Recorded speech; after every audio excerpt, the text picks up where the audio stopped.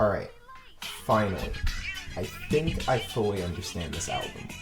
The main theme is unknown evils, such as aliens, demons, ghosts. Even big corporations fit under this theme. Things in this world that we neither understand nor even possibly can comprehend. Many of these evils are typical horror concepts, like I said, aliens, demons, ghosts, yada yada. But a few of these concepts are that of which could only be thought of as scary under a specific eye, like governments, politicians, big corporations, the concept of evolution, the concept of technology, even love could be thought of under this idea. The album begins with what I could only call Neil Cicieregas' Lifetime Achievement. Lifetime Achievement Award, it's an absolute classic that I don't think gets enough attention, even in the Lemon Demon fanbase. This shit is bubonic. It sounds like what the song is about. A musical artist is brought back to life by a group of scientists and attempts a career revival, but soon falls back to death.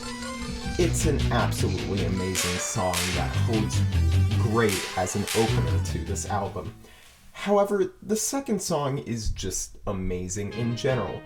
Touch-Tone Telephone is a song that covers a conspiracy theorist trying their best to justify their theory. It's an absolute classic. There was even a fan-made music video made by Chris Spargo. The beginning of the song is an a cappella track from Neil, which dives perfectly into the violins before the violins take over for a bit. But finally, the instrumental makes way for Neil's vocals by using a wavy synth bite. I consider the song my favorite on the album. It's just perfect. The message, the instrumental, Neil's vocals, everything is amazing. After this is Cabinet Man, which is just slightly behind Touch-Tone in my opinion. I guess it's because it's a happier sounding track while Touch-Tone is more dramatic. I re-listen to Touch-Tone all the time, but it feels like I only listen to Cabinet Man whenever I re-listen to the whole album. That's not because it's bad, far from it. I actually really like this song, it's just unmemorable in my opinion, which is weird because it's a song about a man fusing with an arcade machine and killing kids who try to cheat at the game. The song is good, but I wouldn't re-listen to it. Next is No-Eyed Girl. This is great. I don't even really like love songs very much, but this song is great. I'm mostly just fascinated by the idea of this song, which is a human falling in love with the titular no-eyed girl, and destroying the Earth in the process of trying to sustain a relationship with this foreign being. However, the instrumental is just great, if not a little boring, but that's just how I feel about most instrumental and love songs.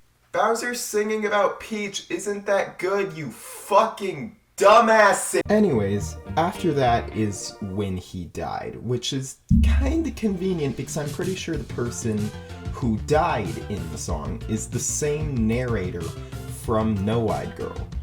And this song is a trip.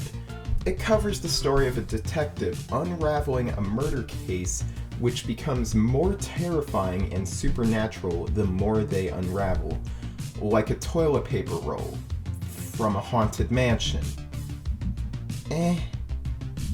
The weird thing about the song, and the rest of the album for that matter, is just that the instrumental is too upbeat for a topic like this, which causes the song to somehow become even more disturbing because of the upbeat instrumental.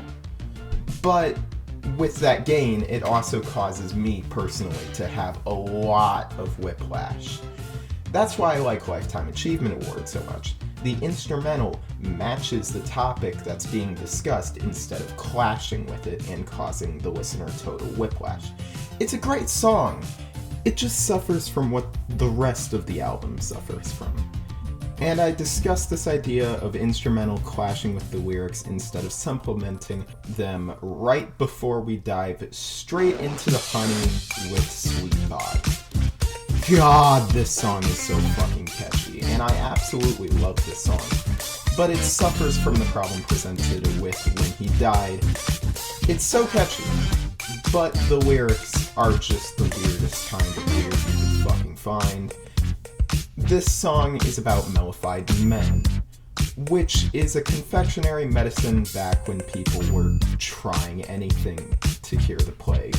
Basically, a mellified man is when a person eats tons of honey before they die, get buried in a tomb filled with honey, and then get dug up 100 years later to be consumed by people for medical and confectionery purposes.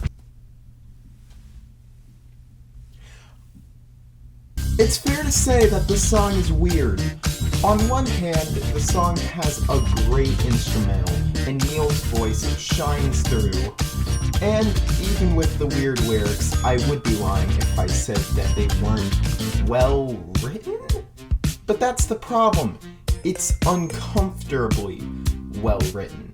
And while some people might say that that's the point of the song, that still doesn't make me want to listen to a song about consensual cannibalism that's kind of a love song made by an artist who people are attracted to, and I understand the appeal of. I'm just not personally attracted to them. Fair point. I will go fuck myself for a bit.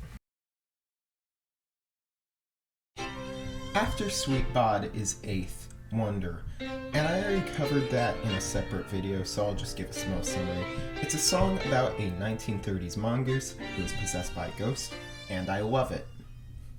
After that is the 8th track, Ancient Aliens, which talks about the idea that all human evolution early on was made by aliens instead of humans, like the fire being invented by aliens instead of humans. Great topic, great song. I don't really have much to say, which is kind of fitting. Let's move on. Soft Fuzzy Man is a song about men who think being mysterious and aloof is attractive. Also, the main narrator is a ghost. This is important. I like the song, I like its message. I just don't really enjoy love songs, so it's not really something I'm gonna remember, much like the guys the message of the song is about. On the other hand, we have the abusive earworm that is, "As your father I expressly forbid it." I'm sorry. This song is about parents who use the title of parent as a way to have a higher power over their children, and how this is a toxic trait with the titular father isolating themselves from their child and blaming them for their problems. This is an absolutely... Hold on. This is an absolutely stunning track on this album. The drums carry most of it just because they hit harder than my dad's belt, while the guitar kinda helps add a punk sound to the track, which is kind of ironic if you think about it. I absolutely love this song, there's not much else to say. Then again, it's more relatable to me, so that might be why. Then afterwards we go into I Earn My Life, which uses the same father as a narrator, and describes the father's struggles with work and family life, and how it almost takes everything out of him. From money to health to any simple calm he has are stripped away from him as he considers suicide 7 lines into the song.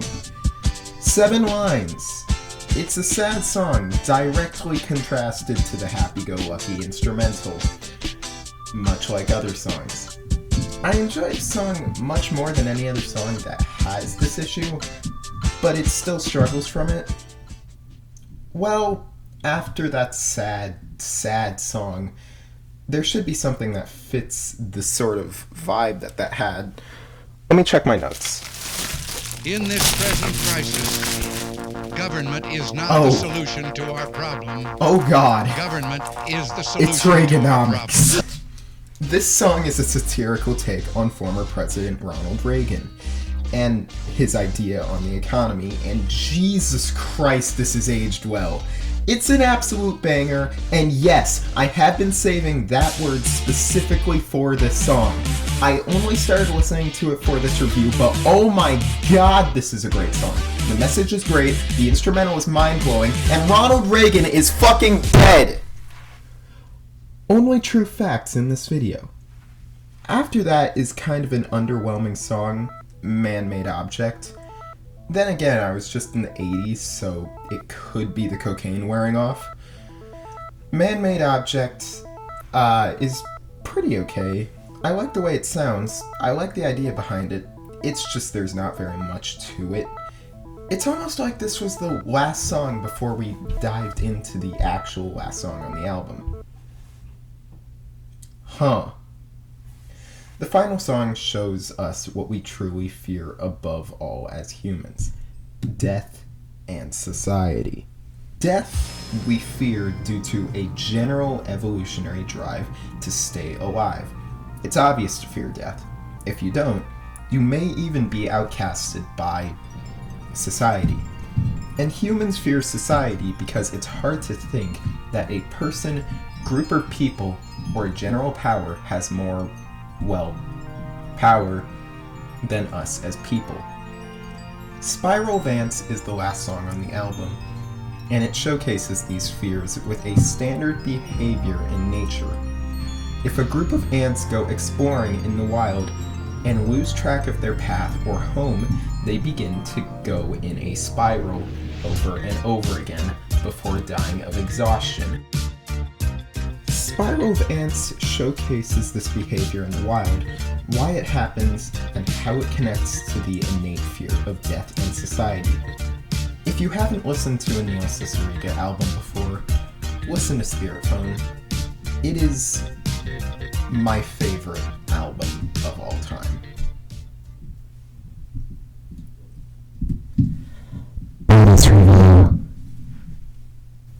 Redesign Your Logo is amazing. It's shocking to think that this was a bonus track on the album when it's one of my favorite parts of the album.